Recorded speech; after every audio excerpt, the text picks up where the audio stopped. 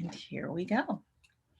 All right, so welcome everyone. My name is Dana Regazeas. I've been the instructor for the Fung Fellowship Health Track this year.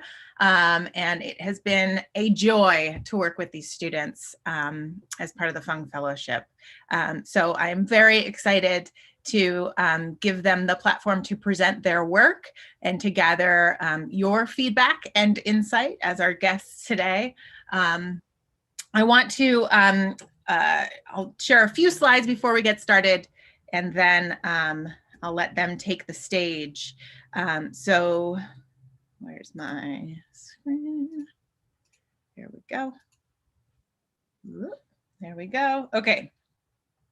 So for those of you who, we have guests coming from all over the place today. So we've got guests who have acted as sponsors for these students' work this semester. We have guests who joined us as guest lecturers this semester. We have guests from last semester. We have folks who have participated in the research and the prototyping that the teams have done as well. So I want to thank you all for your time. As I wrote on the agenda that was sent out, 3 hours is a long time to be on a virtual meeting. So we have split it up so that the first 1.5 to 2 hours are presentations. And then the last hour is going to be prototype testing in different breakout rooms. So if you need to turn your video off, stretch, grab a snack at any point throughout the duration of this time, you are more than welcome to.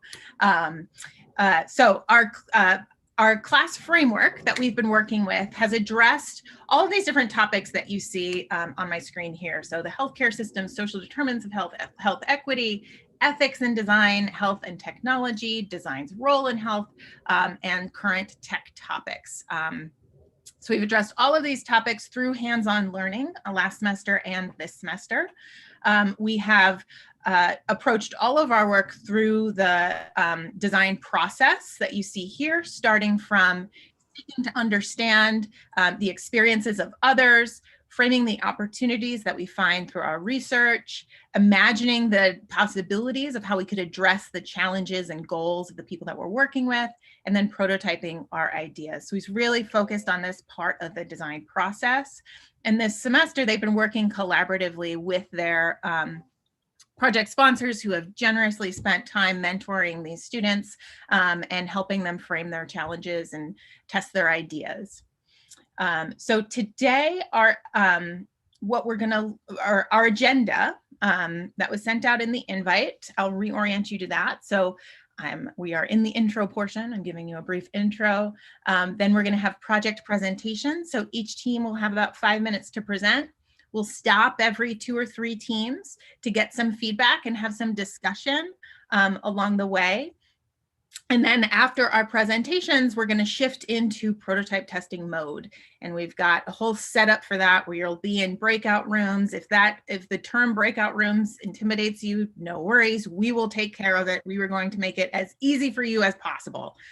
Let us do the heavy lifting. You guys enjoy the ideas that students are going to present to you. And then we'll do a debrief and closing.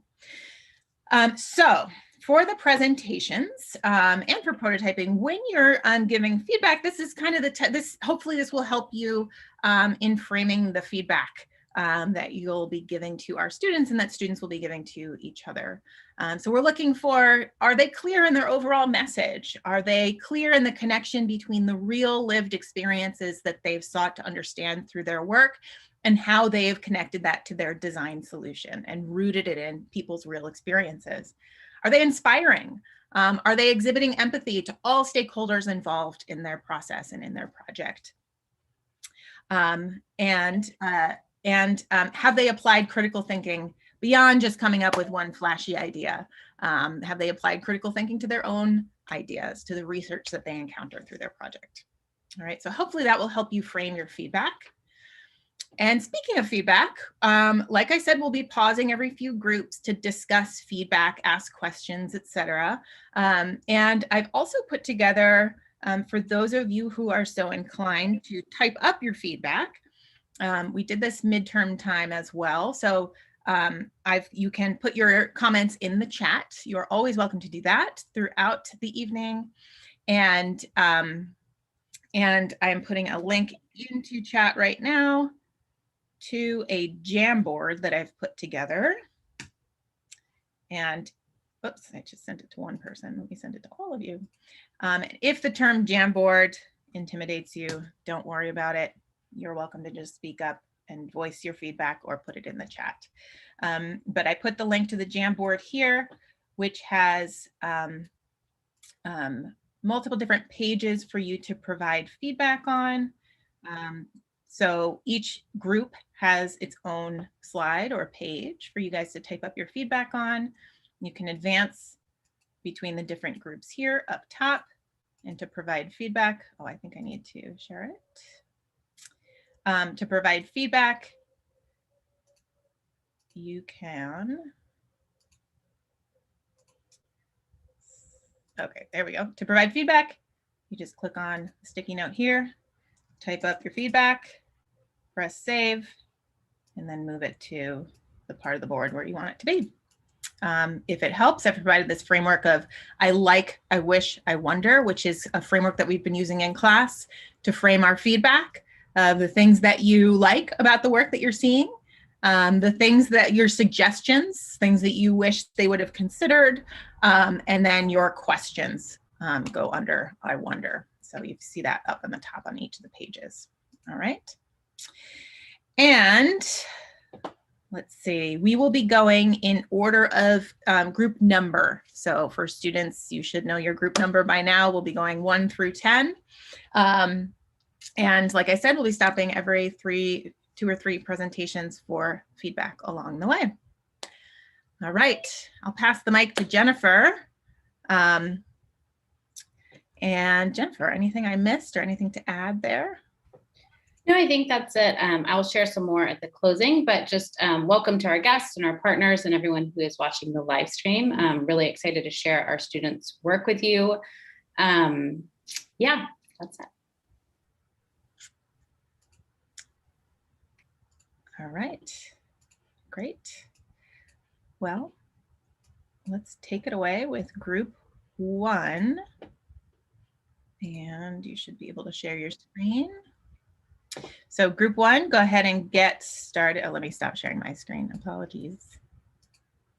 Oh, one more thing while the group is getting set up, I just want to acknowledge is that this has been an exceptionally hard year for students for obvious reasons.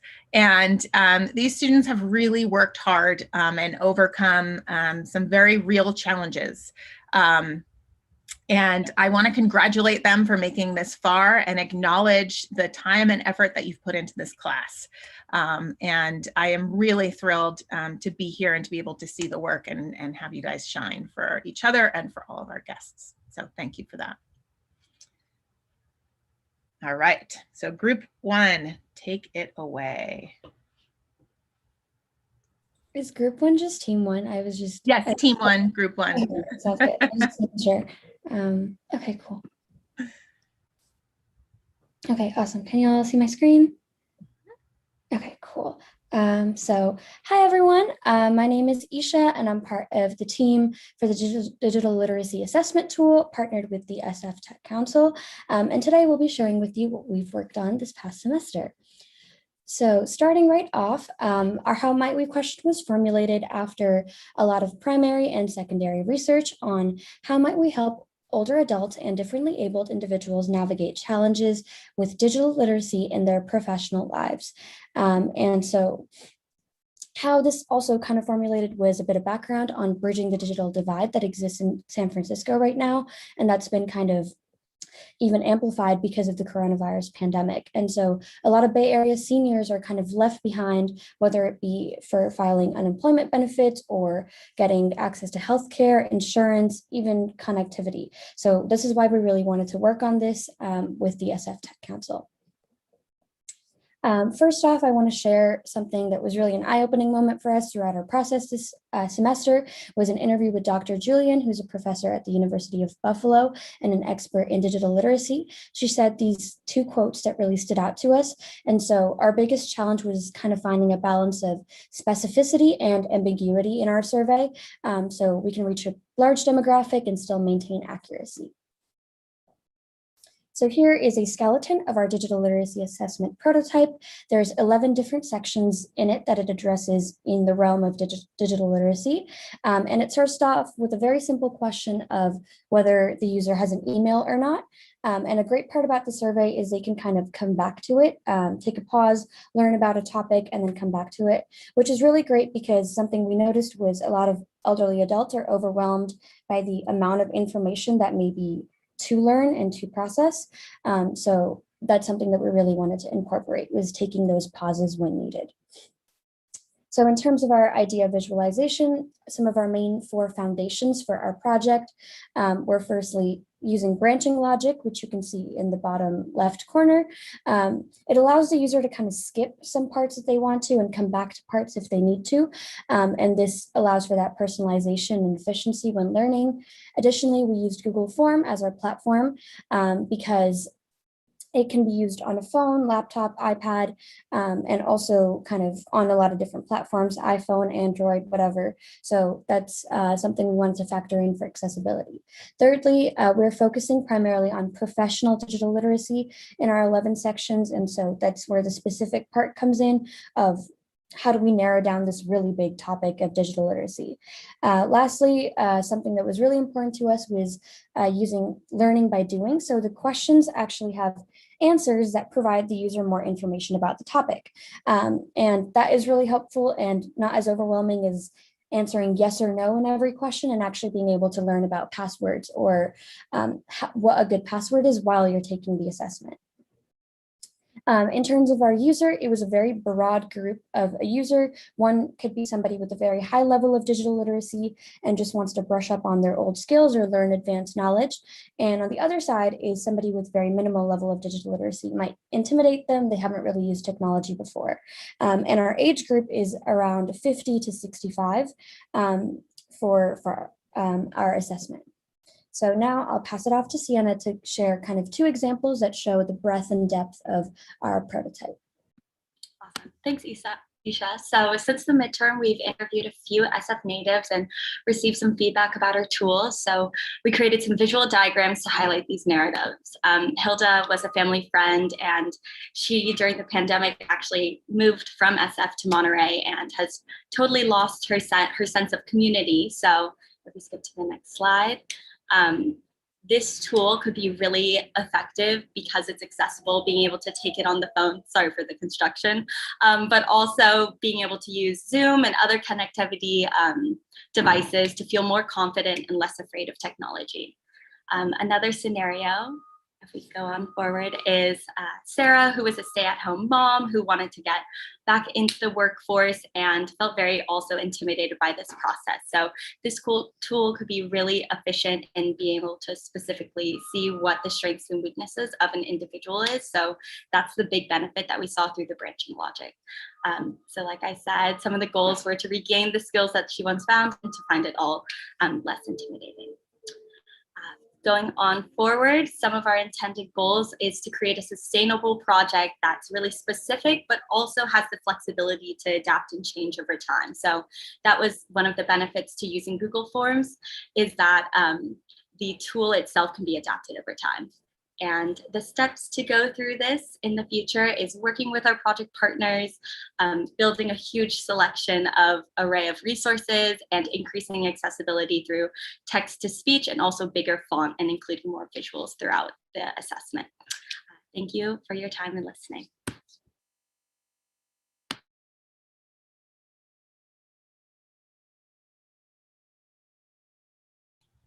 Great job. Thank you, Team 1. Round of applause. All right, we're going to go next to Team 2, who has the same sponsor approaching the same challenge presented to them.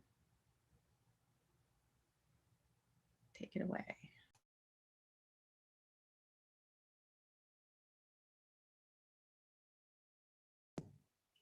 Hello, everyone. My name is Oscar. My teammates are Adam, Jazelyn, Davis, and Nat.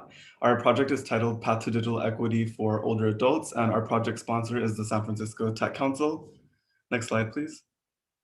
So the pandemic has affected all of us, and while many of us have grown up familiar with modern technology and have been able to use our devices to remain connected with our friends, families, and peers, the population of older adults have experienced the worst of the pandemic's effects on digital inequities.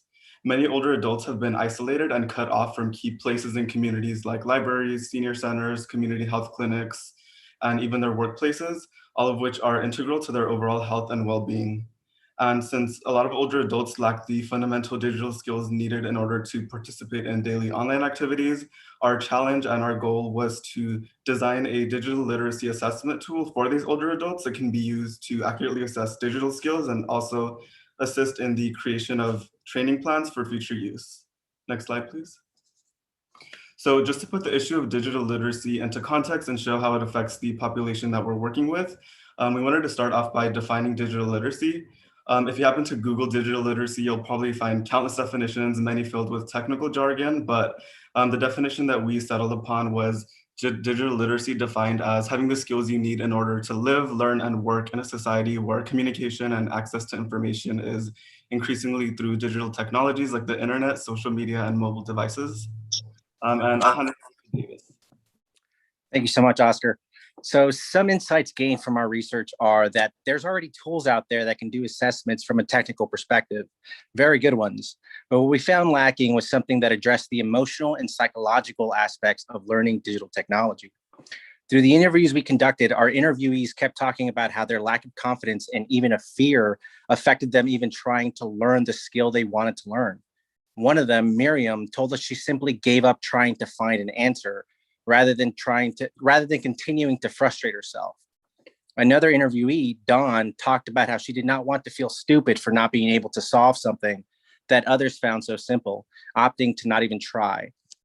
With these insights, our assessment aims to bring in a deeper understanding of the human elements that influence digital literacy among older adults. Next slide. Imagine two older adults, Thuy and John. Thuy is an immigrant from Vietnam who wants to learn how to use digital technology such as Zoom and FaceTime to communicate with her family. John, on the other hand, lost his job in the manufacturing industry and is now struggling to do his banking and schedule doctor's appointments online. Both Thuy and John have low digital literacy, but it's clear that they have different backgrounds, attitudes, and triggers with regard to digital technologies. The challenge for us as a team was to design a digital literacy assessment that could detect these differences so that we could not only gauge their skill level, but also direct them to the appropriate resources depending on their needs. I'll pass it off to Adam to talk about our prototype. Thanks, Nat. If we've learned anything from Miriam and Dawn's interviews that Davis mentioned earlier, it's that our assessment's number one aim should be to get us closer to understanding where each participant falls on that scale. Next slide, please. In our new assessment on Qualtrics, we took the feedback provided from our first iteration and made questions we asked much simpler. Next slide. Instead of asking textually overwhelming questions like, I evaluate potential solutions carefully and thoroughly against a predefined standard, we replaced it with, I think through potential solutions carefully and compare them to a standard I already have in mind. Next slide, please. Additionally, we have included a personality survey that measures openness, conscientiousness, and extroversion taken from the Big 5 personality traits. This allows us to gain further insights into our data and measure whether there's a correlation between personality types and tech literacy. Lastly, we've optimized our survey to fit the cultural melting pot that is San Francisco by including 5 of the most spoken languages as a translation. We've also implemented Qualtrics QID score, which rates the ease of use and accessibility of our survey. And our survey is currently accessible on desktop, mobile, and can be distributed via email, QR code, social media, or a customizable link.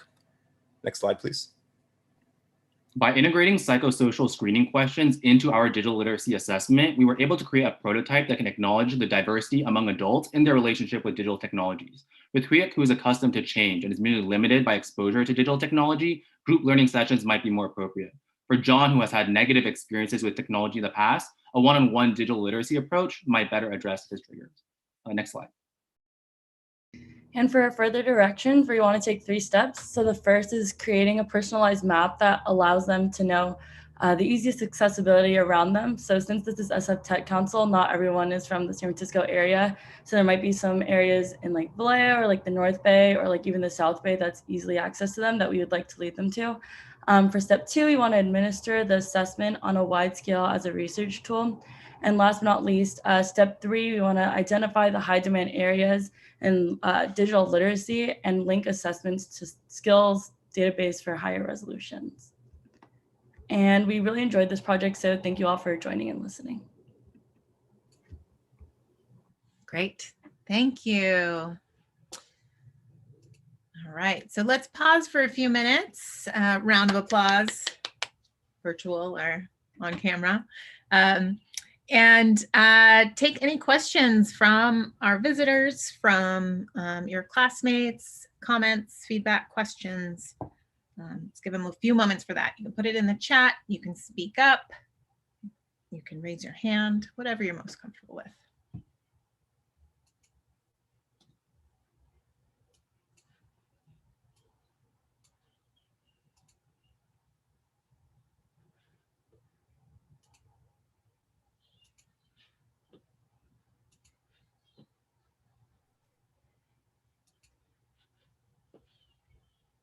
Go ahead, Spencer.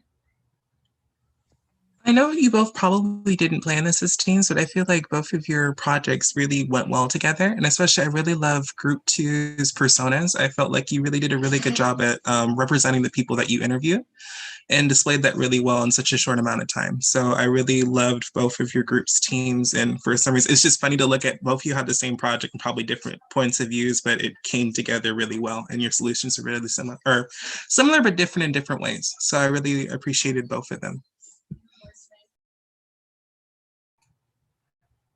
Great. Thank you, Spencer. There's some comments in the chat. So Sarah Beckman saying, I'd love to hear more about the actions that you imagine could be taken once the assessments were completed. You alluded to some in the second presentations. I think that's a great question. So either team want to take a stab at answering that? I can for my team. Or do you want to go, Adam? I'll just briefly talk about Qualtrics, if that's okay, and how that ties in. So with Qualtrics, what I really like about it is it's basically a survey that you can customize. You can create branching logic on it as well. But you can download data into a CSV file, which is basically a PowerPoint or an Excel file, and then analyze that data. So what we can learn basically is if there's a correlation, long story short, between this personality assessment, which we give in our survey, number 2, and if there's a correlation between that and let's say like, I don't know, you can hypothesize like they don't have a strong community. And then maybe there's something to do with personality type and not having a strong community. And then we can build different solutions based off of that information. And then I can answer some of Sarah Beckman's questions about possible actions we can take after completion of the assessment. So the assessment is not an educational tool, it is purely an assessment tool. But the idea was, given that there are 2 people with low digital literacy, there are different approaches that you can take for the 2 different people that might be better suited to them individually. So in the 2 personas we use in our presentation, one person, she's an immigrant, right? She's had low exposure to digital technology. She doesn't know how to use it because she's never seen it, but she doesn't have negative experiences with it. So she might be comfortable in, say, a group session where they teach a group of older adults how to use digital technology with not as much of a one-on-one focus. But if you have someone who has had explicitly negative experiences with digital technology, which is quite common among the people that we interviewed, they might want someone who's provides them more individualized attention to kind of manage those expectations, those triggers, and kind of guide them appropriately as they learn how to use whatever technology they want to achieve their goals. I can touch on it for the first presentation about further steps. So I think a big thing is making sure that these tools are being integrated into the local community and that the community at large feels empowered to take advantage of these tools because as you know, the SF Bay area has such a strong tech, it's very tech centered. So I think integrating it into community centers, integrating it into libraries, making sure that people know that this resource is available is just our next step, and making sure that it's not just a platform that exists, but it's integrated really well into the community. Nice. There are a few other questions in the chat. One about privacy and another about making sure that tech developers have access to this, to your findings. So any teams want to address those? I can address the privacy issue. There's a completely anonymous feature with Qualtrics, so it doesn't track, you can turn it on, so it does not track anyone's personal identity, any like IP address. Also, the information that we ask in the beginning about email and phone number and name, all of that is optional. So if you want, you can add that, but if you don't want to, it's not something that we're going to be used to identify anyone and their information.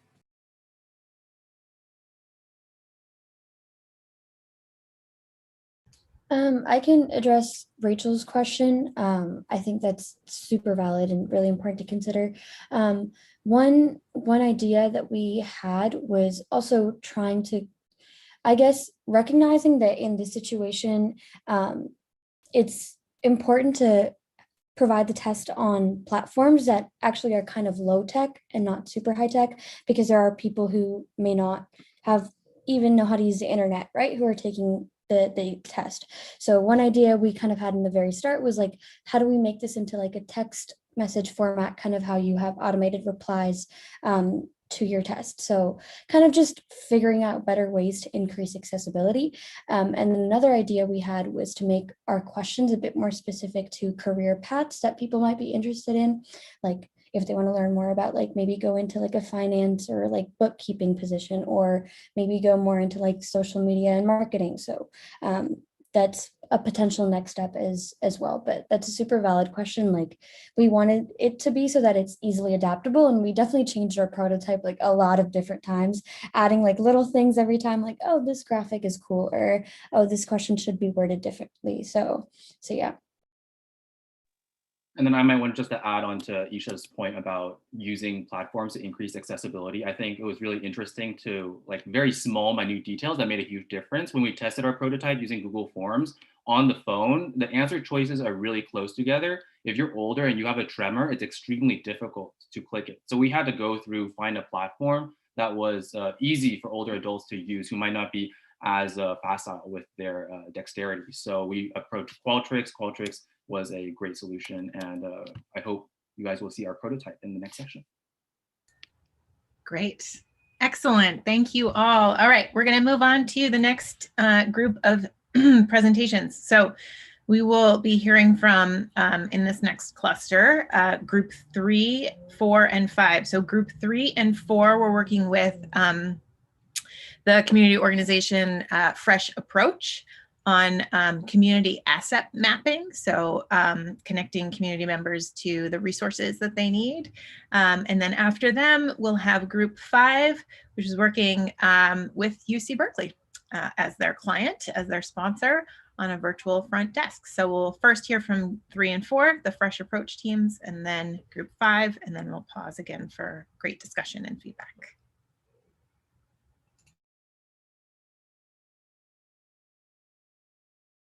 Everybody's able to see this? Got it. Yeah, so I can start. Hi, my name is Alan, and alongside Diana, Angelina, Ellen, and Colin, we are Team 3, who work alongside our nonprofit partner, Fresh Approach. And so just to give you guys a high-level overview of Fresh Approach, they're essentially an East Bay nonprofit dedicated to creating accessibility to healthy food options. And they host a variety of programs, including a Veggie RX nutrition and cooking class, as well as operating a mobile farmers market. And so at the beginning of our project, we were able to identify 2 key problems. First being that, information regarding resources are decentralized, and community members oftentimes are not familiar with what exactly is accessible to them. Second, with the programs hosted by Fresh Approach, they're often isolated, creating an incohesive Fresh Approach community. That being said, we established a question to approach the problem. How might we help Fresh Approach strengthen engagement to resources within the communities they serve?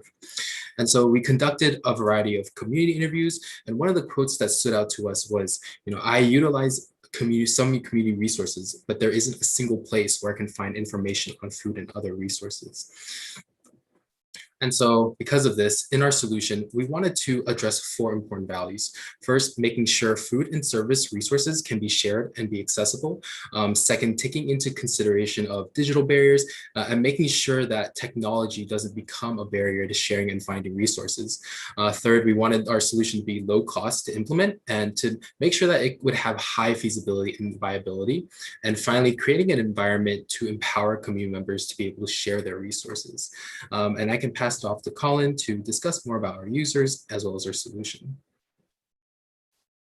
Thanks for that, Alan. So let's follow our solution through the eyes of our persona, Natasha, someone we imagine to be a frequent Fresh Approach user. As you will see momentarily, Natasha will embark on a journey through our solution lifecycle, a cycle comprising 4 interconnected parts: outreach, engagement, mapping, and maintenance.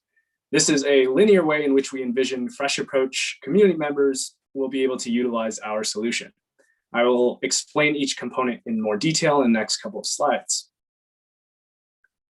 The first component is outreach, which is accomplished through the use of not only traditional public relations materials such as flyers and email lists, but also mainly through an automated hotline that users can engage with.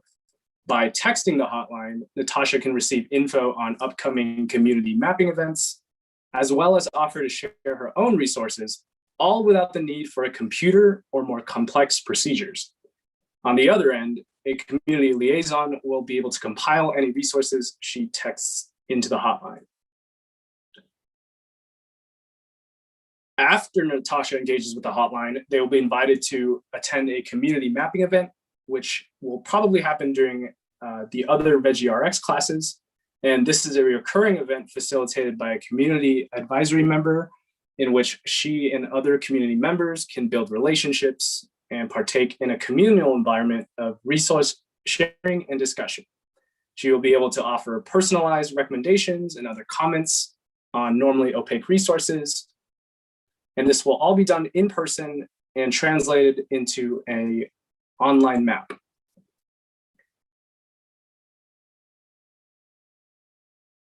We want to extend the impact and accessibility of the shared resources. So we propose a website integration of the map, which you guys can view right there, in which Natasha will be able to view. There, the knowledge that she shared verbally through discussions, as well as through the hotline, is centralized and easy to access, and is able to be consistently updated as time goes by. It will also be shared with other community members on flyers, in which the links will be present, and so people can see essentially the fruits of the labor and all of that knowledge. And to summarize, here's another chart of our solution's interconnected parts with all of these components that we've considered, such as location, how people discover it, who oversees the mapping program, as well as how to add information to the program. We believe we have designed a great way for people to build both strong relationships as well as share resources in a way that will uplift them and community members around them. Thank you, everybody, for your time, and we would love your feedback as well as any questions. Excellent. Thank you so much, Team 3. On to our next Team 4, who is also working with Fresh Approach.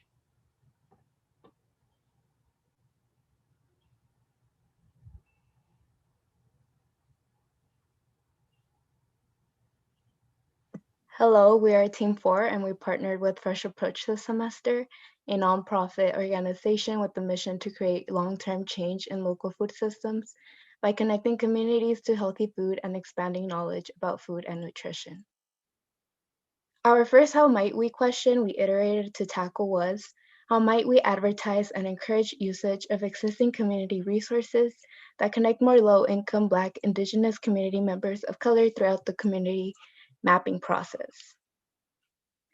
We dove into interviews and surveys of Fresh Approach community members, staff, and volunteers, along with other community organizers beyond Fresh Approach to help shape resources. We quickly recognized there was a gap in the process of individuals connecting with Fresh Approach. We even saw some of the most invested community members not being aware of Fresh Approach and what they have to offer to communities. After bringing up this concern with Fresh Approach, we found that we had a common goal. We needed a way to deepen Fresh Approach's connection to the community they serve, which shifted our project.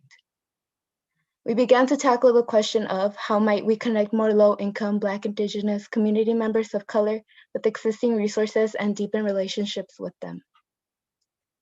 Our solution pivoted to building a new role for community members that will help create more outreach and feedback for Fresh Approach to deepen their roots in the communities that they serve. We named it a community liaison. So in order to really flesh out a role that could get the job done, we assessed Fresh Approach's current structure. So we looked at their different positions already available to decide where this community liaison would fit within their current personnel. So Fresh Approach has two main programs for community members to work with their organization, the Community Ambassador Program and their Community Advisory Board that is currently being built. And so the Community Ambassador Program is geared towards individuals who want to help facilitate the programs Fresh Approach currently provides, while the Community Advisory Board is meant to help define the key issues with the current services of Fresh Approach to guide future practices. And so we see our community liaison sitting on the advisory board as a more outward-facing role, more geared towards outreach and individuals who have more time to dedicate to a paid position. So to better represent some of the responsibilities we see a community liaison taking on, we created a storyboard of how we see them creating feedback loops from Fresh Approach back to the community. Implementing this role can begin the feedback loop by establishing community feedback sessions to bring local knowledge of community needs to inform services. These can start right away, followed by the recommendations being brought to the board by community liaisons. This system can be a continuous cycle. Establishing and maintaining an institutional memory is also key. It can complement the training component for the ambassador program by compiling information that helped individuals in the past succeed in their positions to help guide future ambassadors and board members. Institutional memory can complement any work being done and can be an ongoing project throughout the experience as a liaison. As we look towards the future, we also have a roadmap of the steps necessary before fully seeing this role come into fruition. The first step is to establish who is on the Community Advisory Board and to finalize the onboarding process for members. Once the board has been solidified, the next step would be to begin recruiting community liaisons, ideally individuals who represent their community by geographic region or city, can empathize and like working with other people. More specifically, qualities of potential community liaisons may also include being a part of other community organizations and regularly attending their events and meetings, perhaps having the ability to speak a non-English language like Spanish, for example, and having some familiarity with local and/or federal social services. Next, it is important to ensure the proper allocation of resources and responsibilities for this role to ensure fair compensation for the work they would be taking on. This may include a focus group session after recruitment to finalize and confirm what is expected of them and what they expect from Fresh Approach in turn. Lastly, to maximize the success of this position once in practice, we believe it is important to seek feedback on what is working and what is not in these roles to ensure that Fresh Approach directly hears their needs and ideas and is then able to follow through proactively. All in all, we hope by bringing the role of a community liaison that this position can help foster the growth of Fresh Approach by deepening community trust, continue to help build their services by providing cross collaboration between personnel, and establishing clear feedback loops from the community to Fresh Approach. And with that, we want to thank you for your time and we welcome any questions or comments. And also just want to give special thanks to Shelby and Danielle, Fresh Approach staff, and Dana and Wilson for their guidance and support this semester. Thank you. Thank you. I think we're doing okay on time. So let's pause now and we'll do our discussion and feedback for these two Fresh Approach teams before we move on to our virtual front desk team. So any questions, comments, feedback, and a round of applause for those two teams and their great work. Feel free to put it in the chat, speak up, raise your hand, whatever you're most comfortable with. I'll start by just acknowledging, these two teams, I see very complementary solutions that you've come up with, and both of you taking, a real systems view of your solutions and not just, coming up with a one-off idea, but considering how it could be integrated into existing workflows and systems that they have now. Nice job. All right, so comments, questions, reflections from the audience.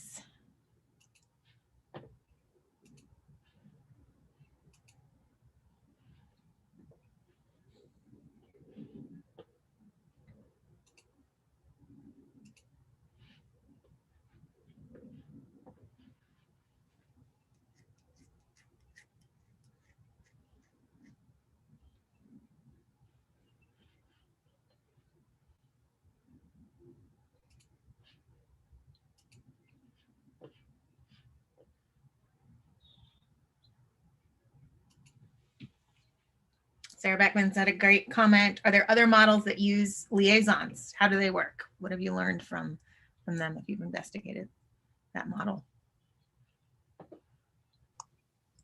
Yeah, I think there's a lot of different models that I think I've even learned in classes where community members are really part of the driving force that connects different organizations to the people and their needs. And so I've seen, I think it's maybe not a formal role in a lot of communities, but someone who really is part. So a lot of our eligibility comes from being a part of the actual community that they're serving as kind of the main eligibility, I guess you'd call it, for this role. And so I think there's something called Pomodoras. I don't know if I'm saying it correctly, but I'm trying my best. But they're kind of like an informal network of women who kind of connect to their community and try and make sure that they get all the resources disseminated to their current areas. And so something like that is pretty similar to a more formal role of a liaison with this nonprofit. So it's just really to deepen those community roots and just bring it back to making it feel like this is their organization to help shape. So if that makes sense. Yeah, kind of to add on to what Malia was saying about that, in a lot of our user interviews, as well as our interviews with Fresh Approach staff, they did mention that on the staff end, they wanted users to have a feeling of co-governance and of autonomy. And then on the user end, people that were engaged in the Fresh Approach community did want to feel like they had leadership, they had ownership over projects. So we wanted to find a way to incorporate that into our projects, which is why our team as well as Team 4 both touched on that community liaison part. And then Rachel asked in the chat about whether there were specific or unique categories for assets in terms of mapping. So in Team 3's prototype, hopefully this comes up again in the prototyping session, we do separate resources during the activity as well as on the live map that we're hoping to implement on Fresh Approach's website.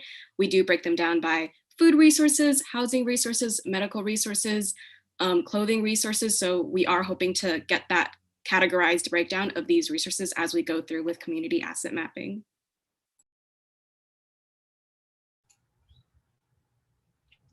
Great. Thank you, guys. Any other questions or comments for this team or for these teams?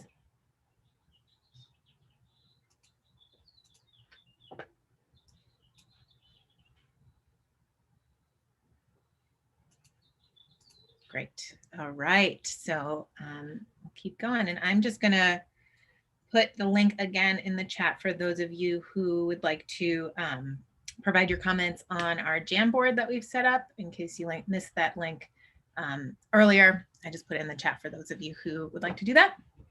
And again, all comments and questions are welcome in the chat or by speaking up, etc. All right, so let's move on to the UC Berkeley Virtual Front Desk team, Team 5. And then after that, we will be hearing from the teams that worked with the Center for Care Innovations on improving telehealth access. So first off is Berkeley Virtual Front Desk. Take it away, Team 5. Hello, everyone. We are Team 5. In partnership with Berkeley Engineering Student Services and the Division of Undergraduate Education, we've been exploring ways to help first-year students connect to resources and build a better sense of community during their first year at Cal. The goal of our presentation today is to communicate some of the challenges experienced by first-year students, share some insights and areas of opportunities found during our research, and highlight our proposed solution. This past semester, we spent some time talking with students about their first year experiences. What we discovered is, regardless of background, many students are facing similar challenges and felt they need similar things to achieve academic success. Access to resources, academic support, and ways to build community were all areas of prioritized concern. The thing is, Berkeley has a ton of resources and services, but they're spread out and offered through different programs. This makes them more difficult for students to access. This led us to explore a two-part solution. First, we proposed consolidating the most essential resources and services to a single landing page for easy access.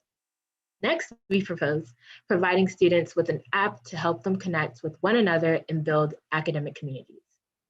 Many of the students we interviewed felt having everything centralized, including resources, academics, and community, is appealing, even to those who use other social media apps. We believe that introducing our solution during Golden Bear orientation will help new students navigate any learning curves and increase their chances of using the app again during the regular semester. One of the students we spoke with said that if our app was talked about at GBO, she would have definitely downloaded it. She said she felt like everyone else would too, because the first few days, everyone is eager to connect and make new friends. Other students we talked to said if there is a large community presence and a lot of people using the app, they would be encouraged to use it too. This was all really promising to hear. The immediate goal of our solution is to connect students to resources and establish their basic needs when they first arrive. But overall, the intended value of our solution is to help students transition quickly and successfully, allowing them more time for academic excellence, community building, and developing a better sense of purpose while they're here.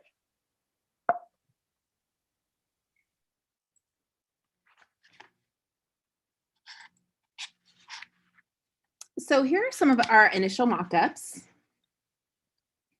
These are some branding identities that we've come up with.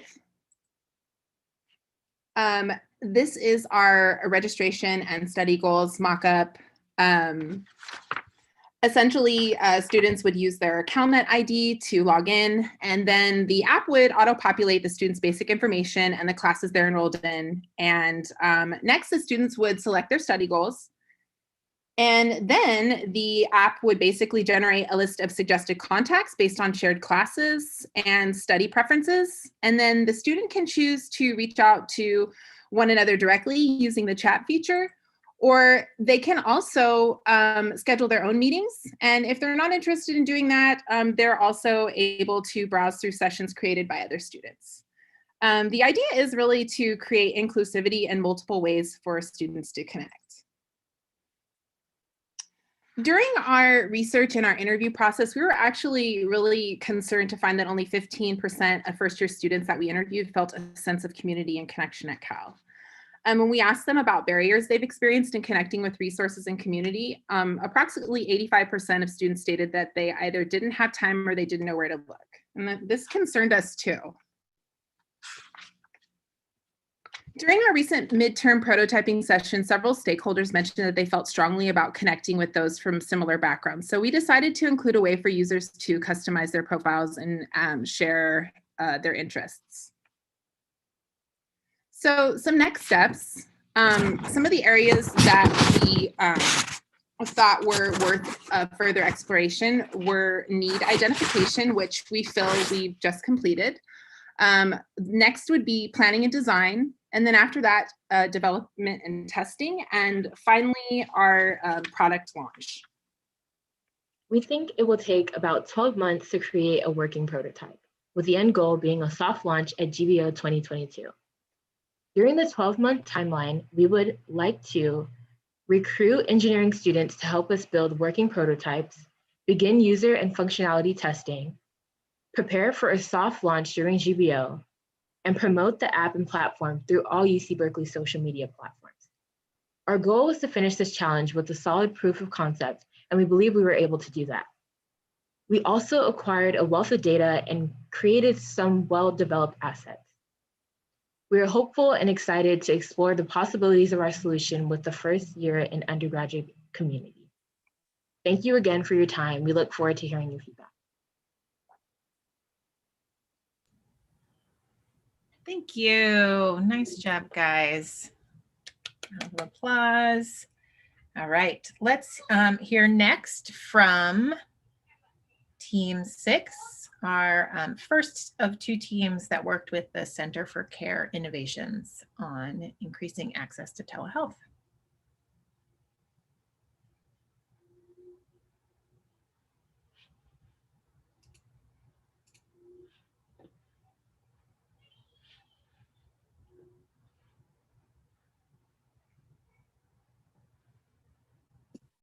Okay. Hello, everyone. My name is Pari, and Amik, Brandon, Jasmine, Taylor, and I will be presenting our project with the Center for Care Innovations that works on the question, how might we make telehealth more accessible for the non-English speaking populations? So we started this project by conducting interviews with non-English speaking patients who have used telehealth and providers or interpreters that have served this population. We learned that there's a frustration associated with telehealth, and we hope to create a solution that would supplement current telehealth appointments, would be easy to use, and would maintain the cultural competency between the patient and the provider. So condensing our interviews, we learned about 3 main issues with telehealth currently. First of all, patients may be uncomfortable with having a third-person translator on the call, primarily due to privacy reasons. One provider that we interviewed specifically mentioned that in her area, the Ethiopian community is small and tight-knit, and the patients often knew who their translator was. Another issue is the accuracy of translations is highly dependent on the translator's skills. Also, some languages might not have terms that can be translated from English, especially complex medical terminology. And lastly, we learned that there is a need for more streamlined appointments that would require less wait times when looking for an available translator, and have less of a lag within the appointment itself, since the nature of communication currently is from a doctor to the translator to the patient and then back to the translator. And so that just increases the amount of time spent within each appointment. And so now I'll hand it over to Amik to introduce our solution. All right, so this is a sample telehealth appointment, and on the right, we can assume that Kat is a doctor who doesn't know how to speak Japanese but can speak in English, and on the left, the patient only knows how to speak Japanese. So the way that we've envisioned our solution is that if the patient were to speak in their own native language, in this case, it's Japanese, the cat can see subtitles at the bottom of the telehealth screen that automatically takes whatever the patient is saying but translates it into English. And also vice versa, when the cat speaks English to the patient can see whatever is being said in English translated into Japanese. And in the case that the patient doesn't know how to read Japanese, they can have a text to audio version, which automatically narrates whatever the doctor is saying to the patient, but in Japanese as well, which is very convenient and very efficient to use. So the backend of our solution uses 2 apps because most telehealth appointments are via Zoom. We take that automatic transcription and run it through the Google Translate API. This will then generate subtitles onto that telehealth service. And then on this slide, the doctor who's on the right is speaking in English, so the subtitles appear in Spanish because that's the patient's preferred language. And then on this clip, the patient is speaking in Spanish, so the subtitles appear in English since that's the language the doctor speaks. Our next barrier was finding how patients can access this service. So this will be accessible via website and during the pre-appointment screen where a link can bring you to these information pamphlets in your own language. For example, this slide and the next shows our pamphlets translated from English to Spanish, Hindi, and 2 dialects of Mandarin. However, we recognize that reading may be another barrier to this service. Therefore, they can also access this information in person and use a translator in case of literacy difficulties. And this is just one example of how the service can build on existing solutions to better healthcare. We believe our prototype and ideation will help transform telehealth appointments for low English proficiency patients. by using automation and smart technologies. As some future improvements and ideation, we hope to incorporate more advanced emerging technologies, such as machine learning and AI, to improve the accuracy of medical translations, as well as address the lack of cultural competency that human interpreters would have provided. We also hope to form potential partnerships with new technologies such as Google Pixel Buds to add an audio component to our technology and complement our transcripts. This will definitely help patients who are disabled or have lower literacy levels. Thank you all for your time. That's the end of our presentation. We welcome any comments and feedbacks, and we want to especially thank our partner, CCI, for providing greatest support. Thank you. Great job, guys. All right, let's go on to our next CCI team, and then we'll pause for feedback and discussion.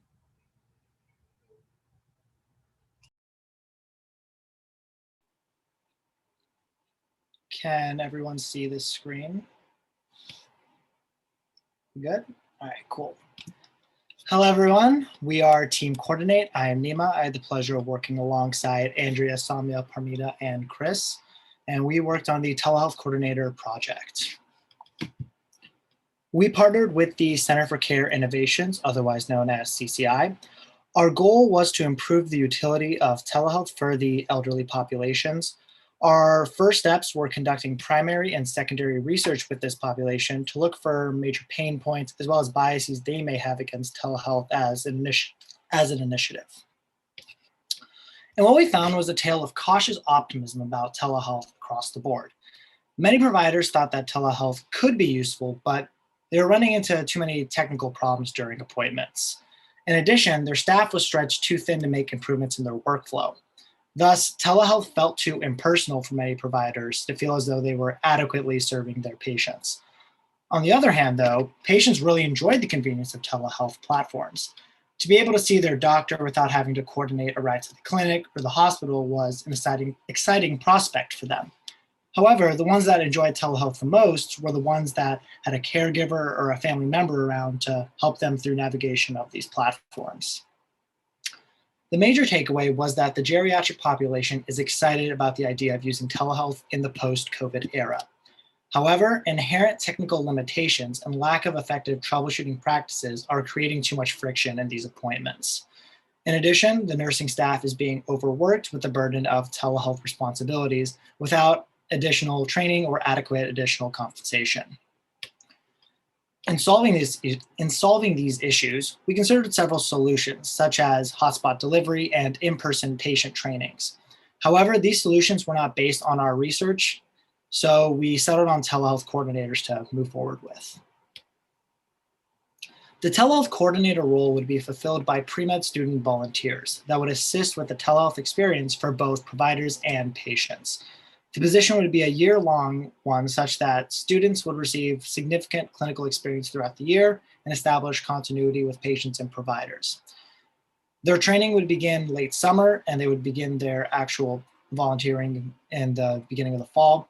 The training curriculum would be from Futuro Health, who has expressed interest in being our partner, who has already established telehealth and IT training that has been vetted and implemented for several MAs that go through their program. This internship would be flexible enough for student volunteers requiring various levels of accommodation as well. And I'm going to pass it on to Samya. Thanks, Nima. So we can walk through this storyboard to visualize the workflow for a tech coordinator. Here's Lisa, a pre-med who applied to the position online and enrolled in the training. After going through evaluations and completing her training, she's been matched with a clinic where she assists patients before, during, and after calls to ensure they have the tech literacy and navigational tools needed for the appointment. She remains on call to transverse any troubleshooting. The reason we believe so strongly in our solution is because it directly ties back to our key research insights. Our first takeaway was that, contrary to the assumptions we entered with, the elderly are optimistic about telehealth, and for good reason. It's a more accessible healthcare model, increases patient-provider communication, and is incredibly convenient. So to maintain these benefits, we need to ensure telehealth is not hard to use, thus the tech coordinator. Our tech coordinator would do the grunt work of getting trained to navigate telehealth, something neither patients nor providers want to do. This will ultimately increase the utility of telehealth. Another important takeaway that we wanted to address was the greater workload that telehealth puts on medical staff. Our solution is an economical route to ameliorate this issue because pre-meds can work for academic credit and volunteer hours. In fact, Cal pre-meds have already worked in similar positions with great retention rates. We've reached out to several organizations who are enthusiastic about the position and are eager to gain clinical hours for med school. We are incredibly excited to announce that these organizations have already expressed interest in funding our idea and working with us this summer to develop the position. We will be working with Futuro Health, like Nima said, to develop a curriculum for training Cal students who can then work at hospitals within the Alameda Health System and potentially even at UCSF. Our next steps would be to continue working on the curriculum with Futuro Health, keeping in mind the geriatric setting and what details that incurs. Next, we will try to obtain academic credit through the school for our volunteers and hope to begin recruiting volunteers this fall, ultimately matching them later in the semester once their training is done with our partner hospitals. Thank you so much for listening to our presentation, and as always, a special thank you to CCI for the amazing guidance this past semester, and we would love any feedback. Thank you. Excellent. All right, round of applause for all of our teams in that group.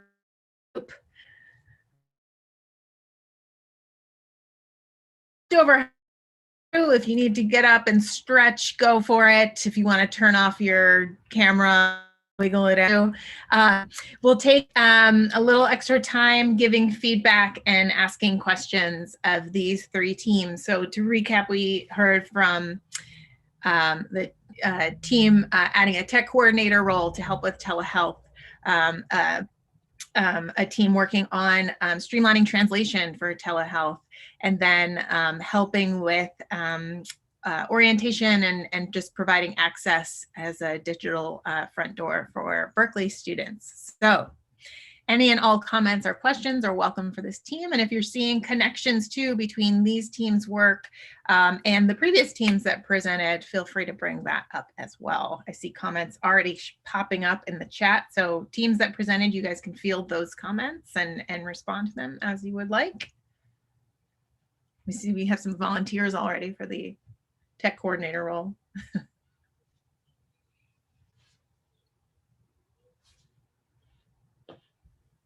So I guess I can address Chris's question regarding implementation.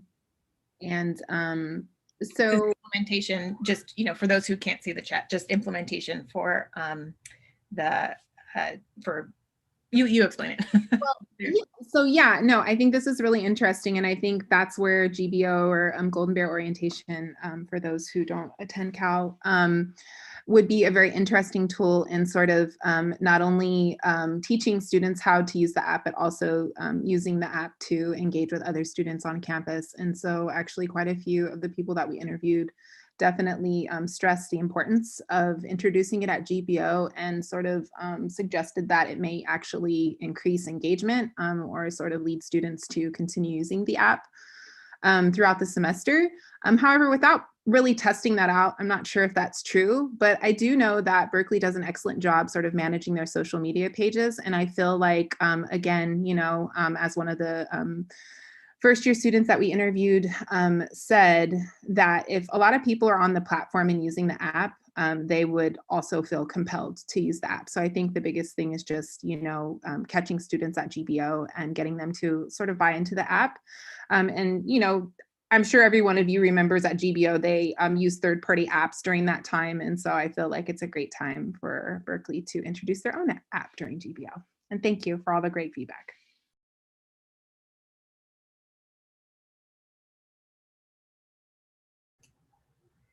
Great. All right, other questions and comments from the crowd?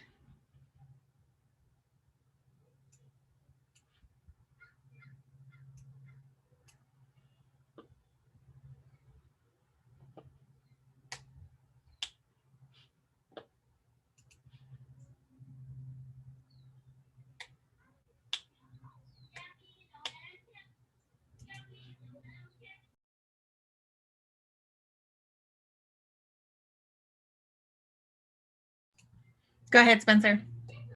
I was gonna say, Group 7, how did you find that vending option? Like, what was the steps that you all did just to be able to navigate that in this project? Yeah, I can take that one. It was kind of funny how it came about. We were looking for a lot of feedback from just various organizations like Futuro Health. And when we got the meeting and like kind of pitched the idea, we actually didn't know it was the CEO we had met with. We found out later on. And they were like, oh yeah, this is awesome. We would love to like partner with you. We were like, oh, that's fantastic. So it kind of fell into place in a really great way. And it was really exciting for us as well. So it just kind of happened for us.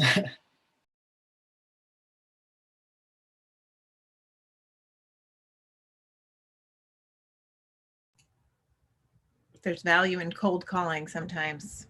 The stars might align.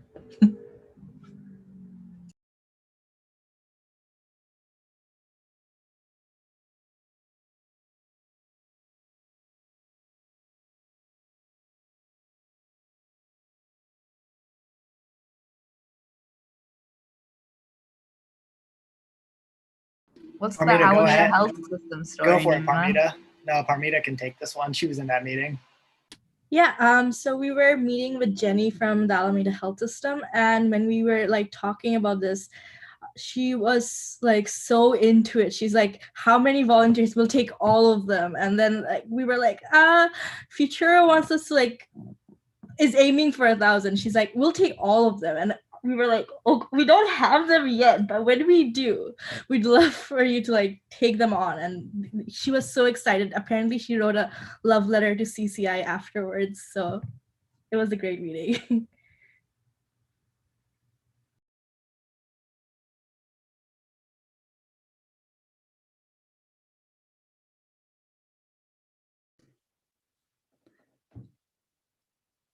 For the Center for Care Innovations team, I was just curious, you all talked and did a great job of showcasing your innovations and some of the pain points for patients. Just was curious, there are any major insights on the provider side and how your solutions for and innovations would really address those?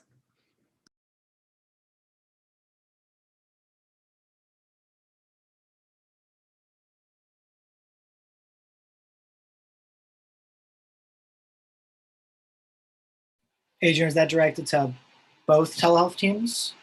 Yeah, both teams. I can kind of start with this one. The major insights we had from providers was that they were excited about the idea of telehealth, but they either felt that patients weren't very comfortable with it, or they felt that they couldn't read their patients as well. I recall one provider expressing that it's really important for me to get my hands on the patient to like really know how they're feeling, because they were a gastroenterologist, so they couldn't really know what's going on, where the pain was being felt.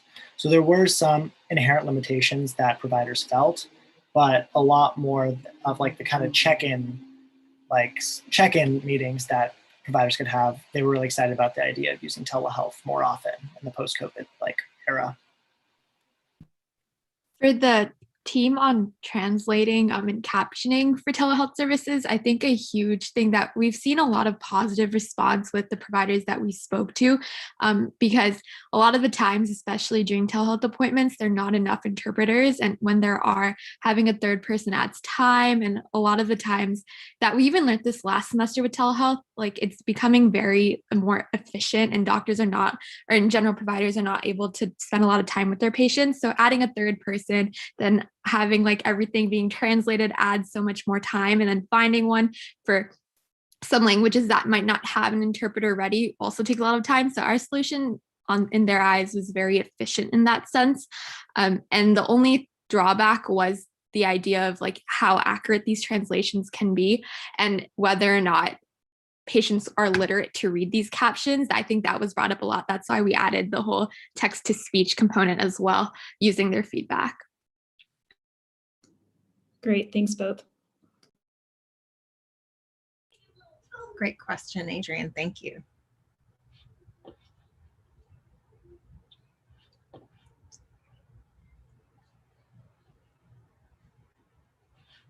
Just a nice note from Vinu from CCI for you guys in the chat. All right. Any other questions or comments from the team before we, or from the crowd before we move on?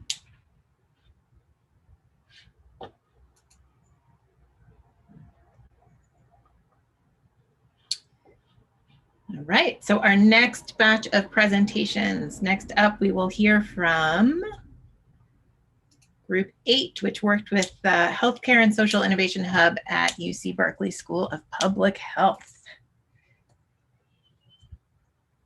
And after them, we will hear from the the two groups that worked with the Bay Area Association of Disabled Sailors. All right, so first up, Team 8 working with the Healthcare and Social Innovation Hub at Berkeley.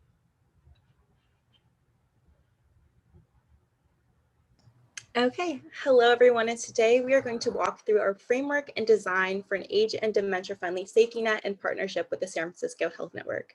Our guiding question is, how might we support hospital staff to understand and consider patient wishes upon arrival to the hospital from outpatient clinics and home?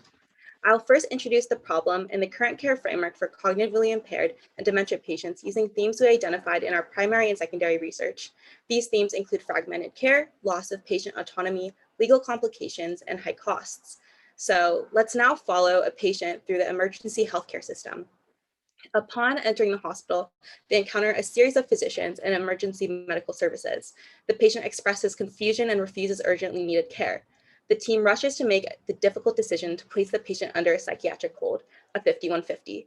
Even after their acute symptoms are treated, it is unclear to the medical team whether the patient has a safe place to go after leaving the hospital due to significant signs of cognitive impairment. As a result, the patient may be held for weeks to months in restraints. This removal of autonomy in their care and medical treatment is extremely traumatic. They are later released, but after this period with a lack of social support, they are likely to enter the system again. One physician at SF General describes the patient experience like this: a prison experience. This is a clear indication of the removal of agency in their treatment and care, so our solution aims to address that. There is a value in patients being visually seen, heard, and listened to. We set out to create a public health safety net with tenets of advocacy, safety, harm reduction, and autonomy in the form of a patient passport. And while there are existing patient passports, such as the Advanced Care Directive, which work for broad patient populations for the cognitively impaired patient body, the questions are too long, questions are confusing to understand, and mainly dementia patients do not know how to use the tools that are offered.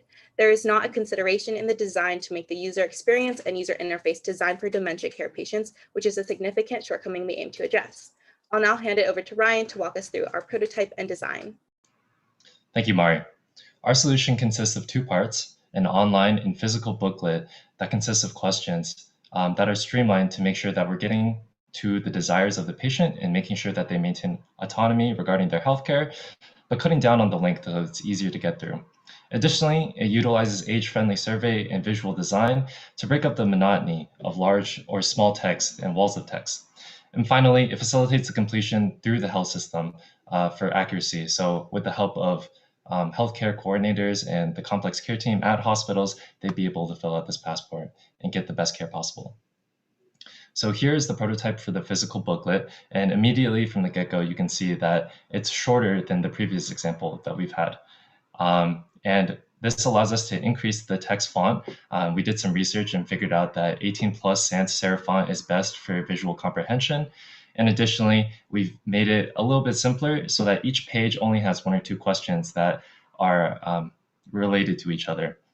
By doing so, the organization in the booklet is easier, the flow is easier for the patient to get through, and the organization for the complex care team is easier as well, because we intend to add tabs on the right side of the booklet so that they can quickly flip through to the section that they need. Finally, you can see that we've added visuals as well. So moving on. This is the online platform, and although it contains many of the same questions as before, we had to take in some other design considerations considering the online format. For one, you can see that it is very linear. Each page is one question, and it doesn't let you move on until you finish the question. So each page essentially only has a couple of buttons, and it won't let you move on. This is to maintain orientation and make sure that our design is as age-friendly as possible. Moving on to our next steps, we want to make sure that this gets to senior homes, such as the Curry Senior Center, and then later expanded to other senior homes within the Bay Area, we want to observe those patient and passport interactions and adapt our passport. We wanted to evolve with the questions and make sure that they're as conducive, concise, but helpful as possible. Additionally, we said that we wanted the care coordinators to be the ones helping the patients, but later on, we hope to integrate a group of hospital volunteers that would be able to help these patients fill out these passports. Finally, we want to digitize those passports and transfer it to the electronic health records at hospitals so that it can be implemented within things like Epic, and then expand the passport completion to those that aren't necessarily affiliated with assisted care facilities, such as those people in isolation or the homeless population. Big thank you to you all for listening and to our team, and especially our mentors who have given us incredible guidance throughout this entire project. Excellent. Nice job, guys. All right, next up, our next team taking us into the home stretch. We will have the first team, Team 9, that worked with the Bay Area Association of Disabled Sailors. And then Team 10 will be after them, which is the second team that worked with the same organization. And after that, just to reorient you, we'll be providing some feedback, discussion, question and answer, and then we'll transition into the second portion of the evening where we'll be rotating through and providing prototype testing and feedback. So stick around for that because I think that'll be a really exciting opportunity for all participants. Okay, take it away, Team 9.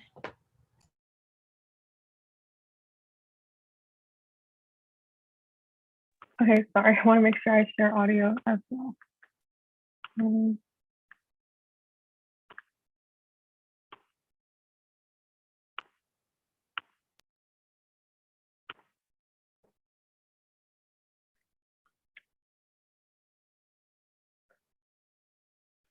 All right, hi everyone, we're Team 9. Our partners are the Bay Area Association of Disabled Sailors, also known as BADS and Ability Hack.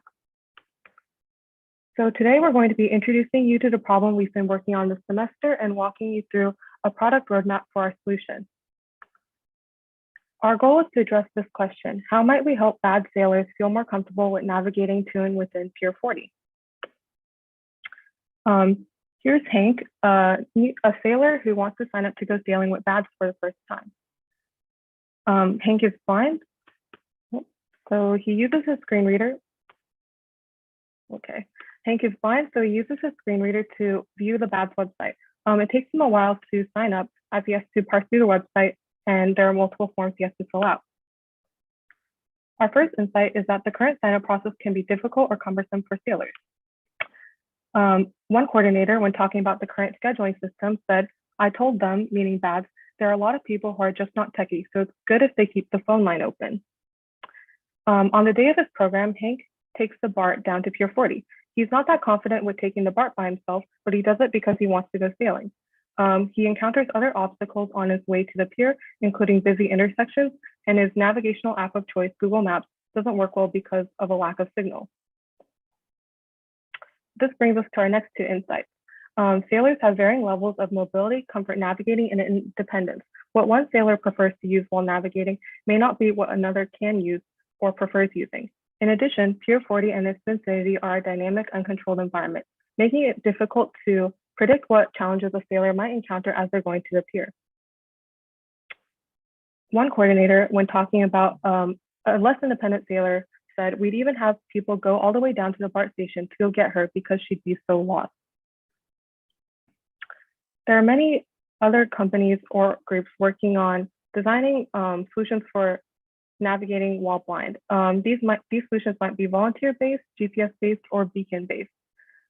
However, we found that existing solutions are either not accurate, specific, or established enough, or adaptable for all levels of independence.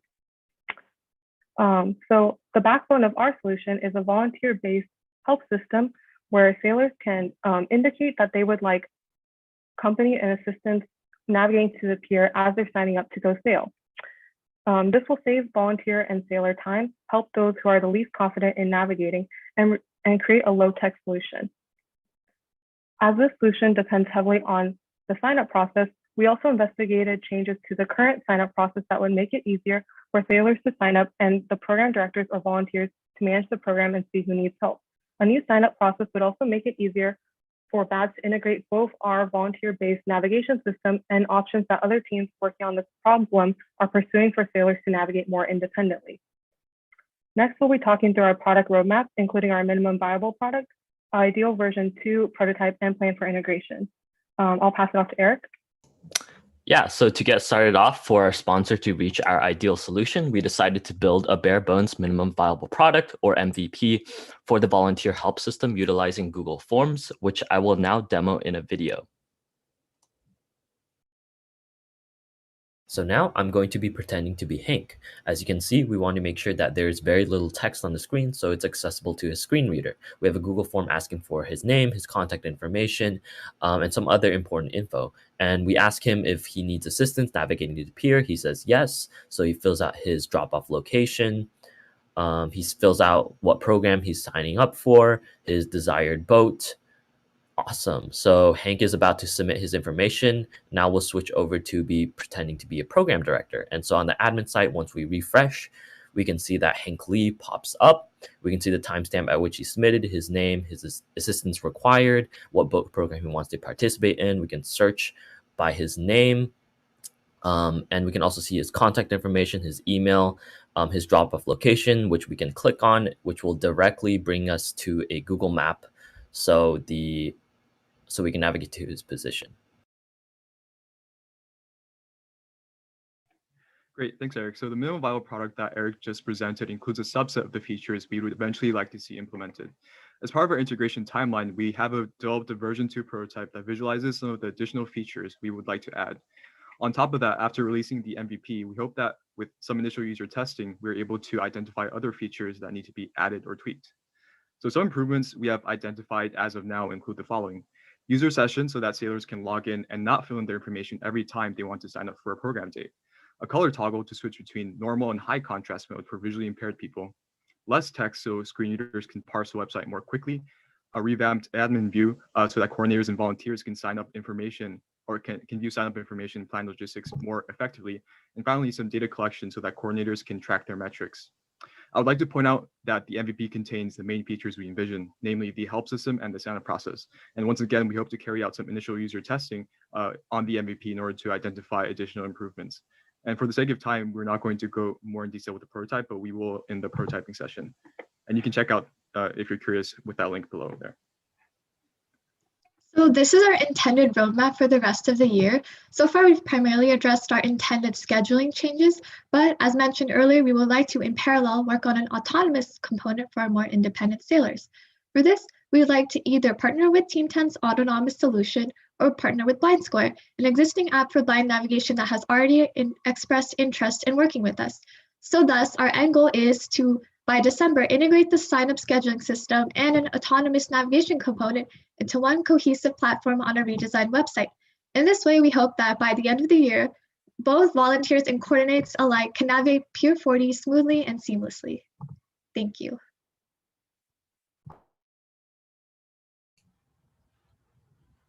Nice work, everyone. Excellent. All right, so let's hear it from Team 10. Bring us on home, Team 10, and then we'll pause for question and feedback and discussion.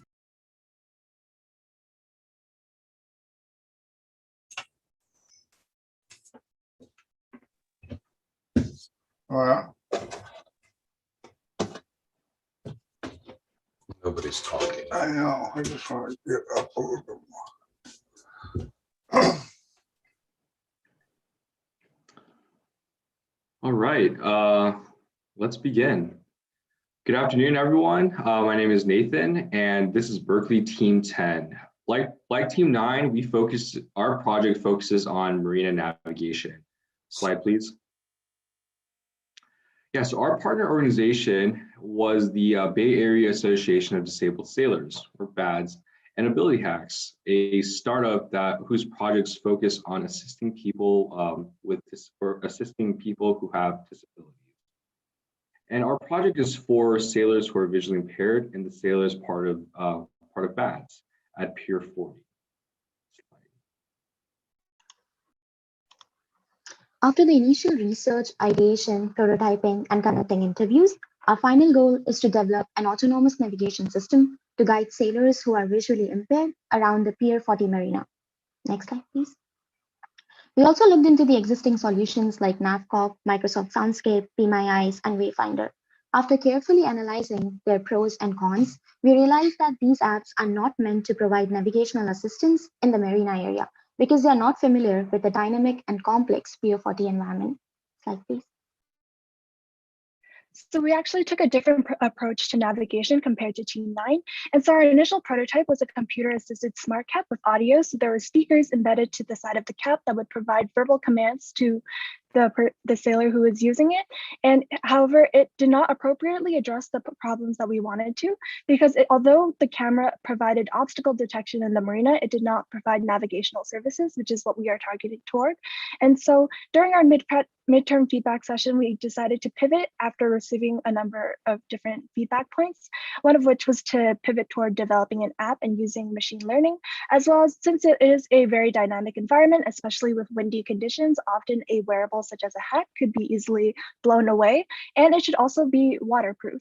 And so we encapsulated all of these points into our final prototype, which consists of 3 components, one of which is a 3D model of an armband wearable, a navigation app, which we designed in Figma, as well as a Python-based location algorithm.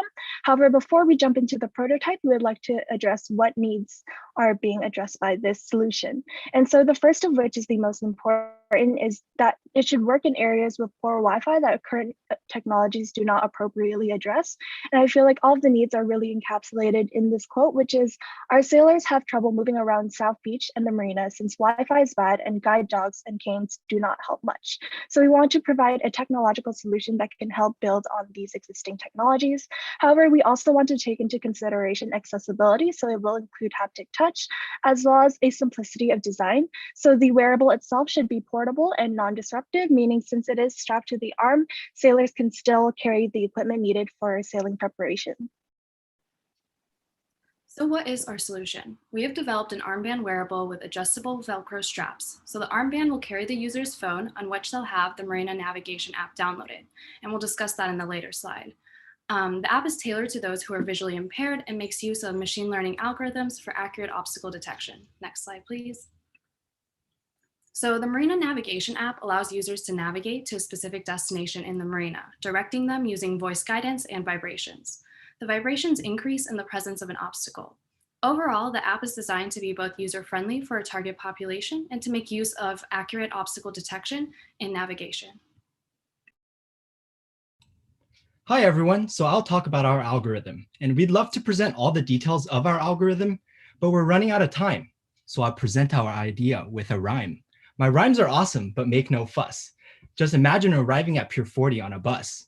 Using Bluetooth beacons around the parking lot, our algorithm will act like a bot.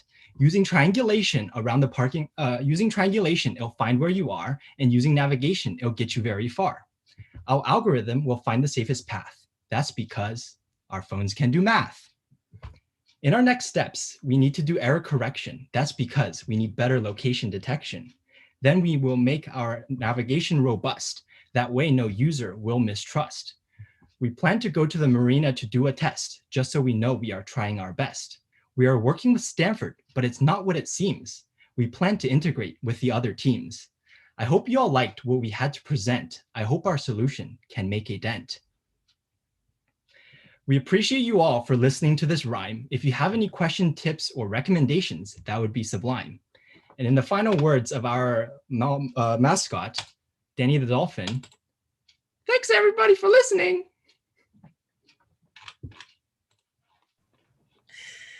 Woo! All right. Thank you, Raymond. Always the closer. I'm sure I can see in the comments, and I'm sure we all appreciated that. So thank you, Raymond, for bringing it on home for us. All right. Round of applause for everyone involved. Well done. You should all be proud of yourself, especially you, Raymond.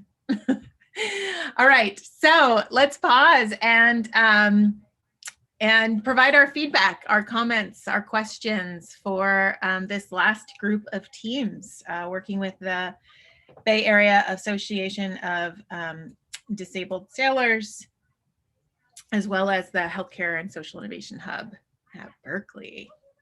All right, type in your comments or questions, raise your hand, speak up, whatever you're most comfortable with.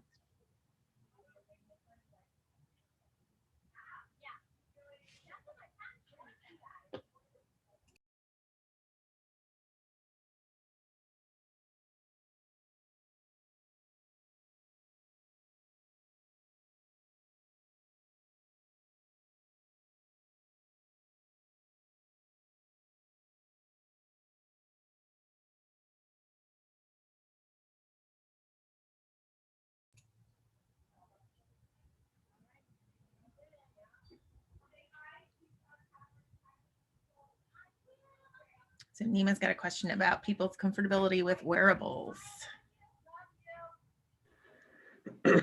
Yeah, I could take a stab at this.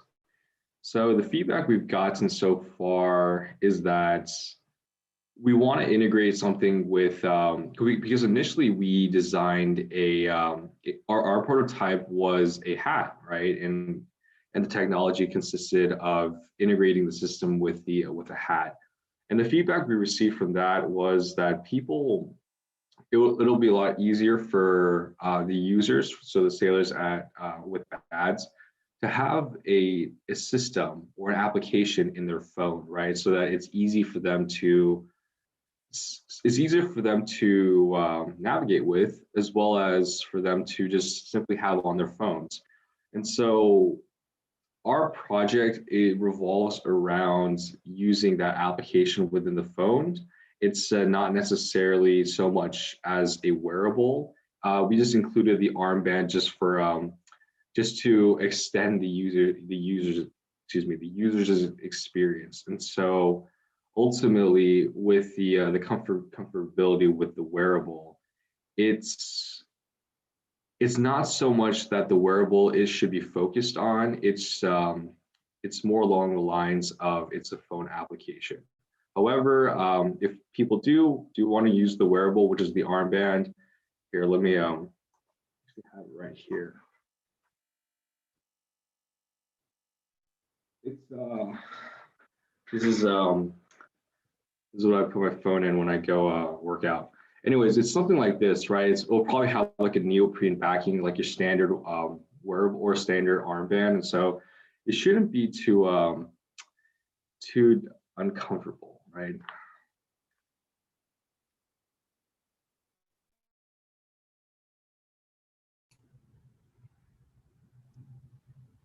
And I would like to add to it.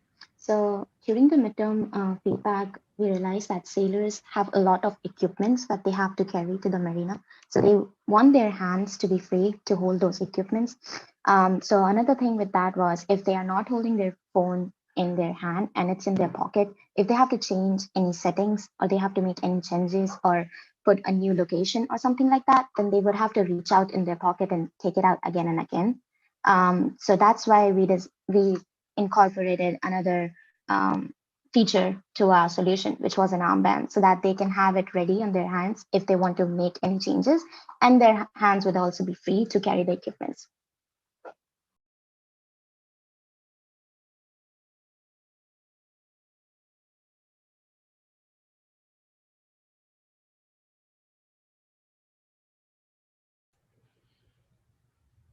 Right. Okay. Other questions, comments for any of the teams?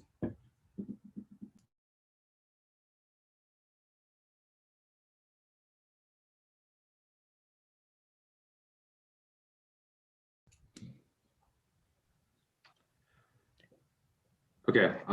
Yeah. I got this. To answer your question, agents, the technologies that are already just Nathan, just for folks who aren't available to see the chat. Yeah, for sure. I'll go ahead and read it. So the question is, for the sailing groups, what technology is already being used and how would your innovations integrate, if at all, in reference to both Berkeley Team 9 and Berkeley Team 10? So to address the first part of the question, what technology is already being used? So things like, so applications like Be My Eyes or Wayfinder are being used. But for the most part, the sailors with BADS are using primarily either guide dogs, or they have a helper with them, or they use those poles, the poles that you use to help navigate and also help just detect obstacles.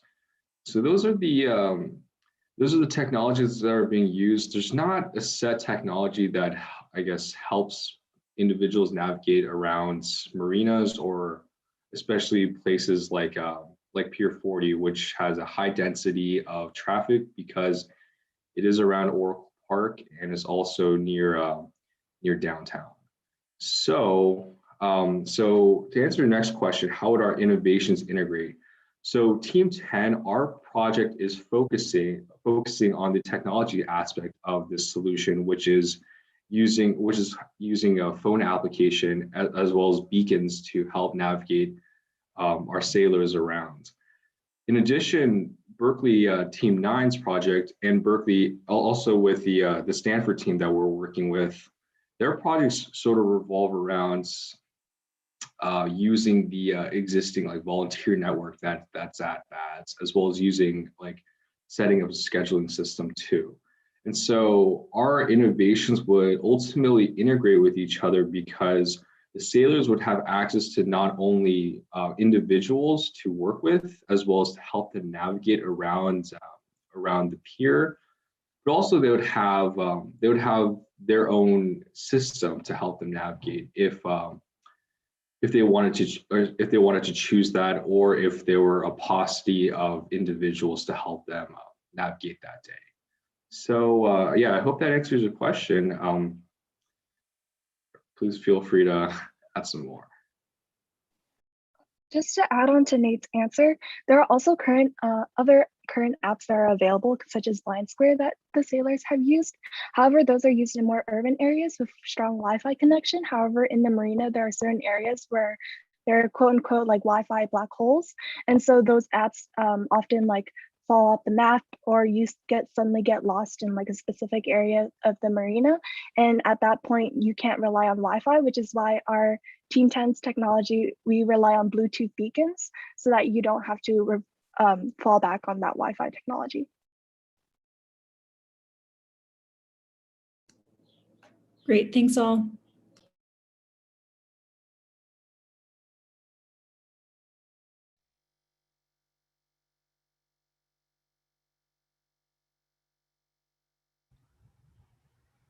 All right, any questions or comments for our Social Innovation Hub team as well? Don't want to forget you guys.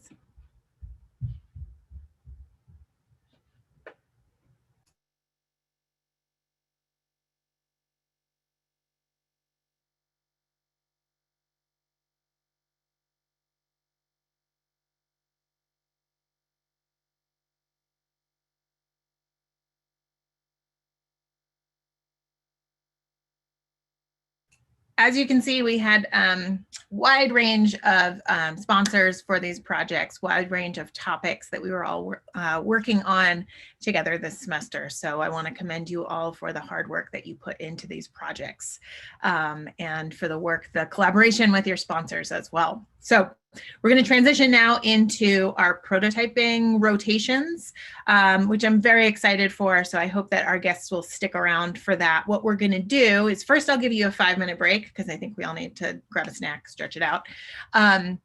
But when we come back from the break, we're going to, Wilson and I will put all of our guests into breakout rooms.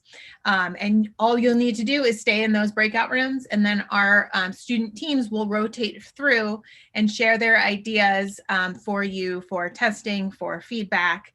And then we've structured it so that each team either will do 3 rotations, and each team either during their second or third rotation will have a chance to be in a room with their project sponsor. So you'll have a moment to provide direct feedback to each of those teams at that time. But again, don't worry, we will take care of all the heavy lifting, the operations side of things. All you got to do is sit there in your breakout room and wait for teams to come visit you. All right, so let's take a 5-minute break, and then we'll come back. It's 5:42, so we'll come back at 5:47, let's say, right on the dot, and we'll get started with our feedback rotations. And I'll stick around in case anyone has any questions during the break. All right, so we'll see you all back here in 5 minutes.